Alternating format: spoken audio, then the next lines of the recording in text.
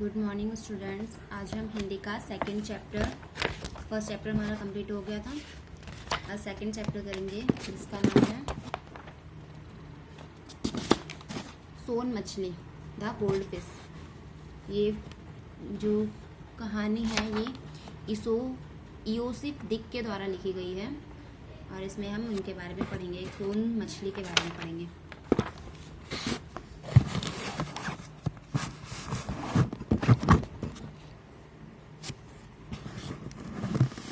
इयोसिफ दिक जो कि इसके राइटर हैं, जिन्होंने ये कहानी लिखी है, वो कहते हैं कि मेरे पिता भूगोल के शिक्षक थे। जब वे घर पर होते तो मोटी सी पुस्तक पढ़ते रहते। जब उनके पिता जो थे वो एक भूगोल के शिक्षक थे और जब भी वो घर पे होते तो मोटी मोटी सी बुक्स को पढ़ते रहते थे।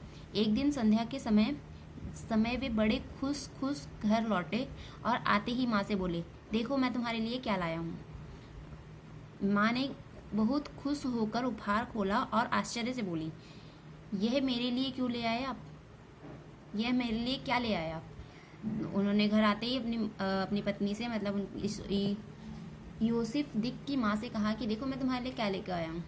तो जब उन्होंने वो प्रेजेंट, जो भी उपहार था, जो भी गिफ्ट था, वो खोला तो एकदम आश्चर्य से बोलने लगी कि ये आप मेरे लिए क्या ले आए? यूडी कॉलोन, इसका मैं क्या करूँगी? मैं क्या दाढ़ी बनाती हूँ? आप अपने लिए ही लाए होंगे, मुझे तो परफ्यूम चाहिए, ऐसा उनकी माँ ने कहा।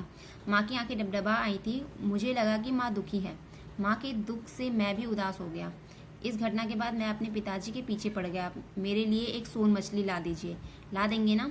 फिर वो अपने पिताजी के पीछे पड़ गया कि मेरे लिए सोन मछली ला दो। उस समय उस बिल्ली के साथ खेलते खेलते मैं ऊब गया हूँ। मछुआरे और सोन मछली की कहानी मुझे बहुत अच्छी लगती थी। वह जादुई मछली मनुष्यों की भाषा बोलती है। वह कहती है, ए बूढ़े, मुझे समुद्र में छोड़ दे, इसके बदले मैं तुझे माला माल कर दूंगी।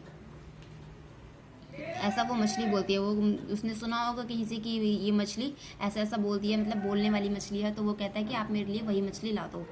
मैं समझता था कि वह सोन मछली अगर हमारे घर में आ जाए तो मैं माँ की पसंद की वस्तुएं मांगूंगा। मेरी माँ फिर कभी दुखी नहीं रहेंगी, हमेशा प्रसन्न रहेंगी। वो सोचता था अगर वो मछली आ जाएगी तो मैं उससे ही फिर अपने सारे काम करवा लूँगा, उसी से बोलूँगा तो वो मेरी माँ की पसंद की हर चीज़ लाकर दे देगी।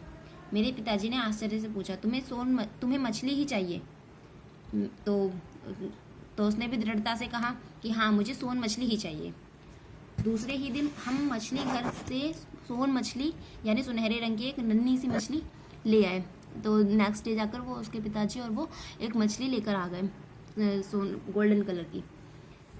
बहुत शीघ्र मछली से मेरी मित्रता हो गई। मैंने उसके लिए एक नन्ही सी झोपड़ी बनाई और उसे कांच के बर्तन में रख दिया। एक छोटी सी झोपड़ी बनाकर और उसे कांच के बर्तन में वहाँ पे रख दिया। मछली तैरती हुई झोपड़ी के दरवाजे तक आती और फिर वापस पानी में कूद लगाती, ताकि वह दिन में कई बार करती और मैं उसके इस खेल का आनंद लेता था। वो मछली को देखता रहता था ऐसे। मछली बार बार उसके जो भी जिसके भी अंदर रखा था उससे वो बार बार ऊपर तक आती, फिर उसके बाद वहीं से फिर कूद लगाती अंदर, और ऐसे वो बैठकर यूसुफ दिक जो थे वो बैठकर उसे देखते रहते थे। एक दिन संध्या के समय में मछली के बर्तन के पास गया और धीरे से बोला, सोन मछली, मेरी माँ के लिए परफ्यूम की शीशी ला दो। एक दिन वो शाम को गया अपनी माँ के पास और उससे मछली से ऐसा कहने लगा कि सोन मछली, मेरी माँ के लिए ना अपना एक परफ्यूम की शीशी ला दो। तो अगले दिन तो जैसे चमत्कार ही हो गया। पिताजी माँ के लिए परफ्यूम ले आए। उसने सोन मछली से कहा था और पिताजी उसकी माँ के लिए परफ्यूम लेकर आ गए। माँ देखते ही प्रसन्न हो गई। मैंने हंसते हुए माँ से कहा, अब तो बहुत सी चीज़ें आएंगी, बस आप देखती जाइए। उसने अपनी माँ से कहा कि मैं अब तो देखना, ऐसी बहुत सारी चीज़ें आएंगी, अब बस आप देखते रहो। उसी दिन संध्या के समय मैंने देखा कि मछली के बर्तन पर एक चिट लगी है।